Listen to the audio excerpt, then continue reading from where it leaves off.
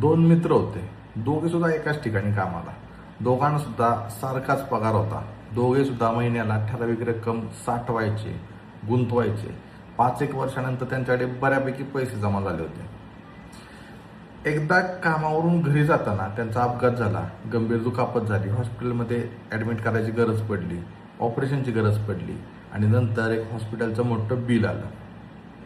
तर पहिल्याने जे काही पैसे साठवले होते, गुंतवले होते, त्यातून हे हॉस्पिटलचं बिल भरलं. तर दुसऱ्याने इन्शुरन्स घेतला होता, त्यामुळे त्याचं बिल कंपनीने भरलं, इन्शुरन्स कंपनीने.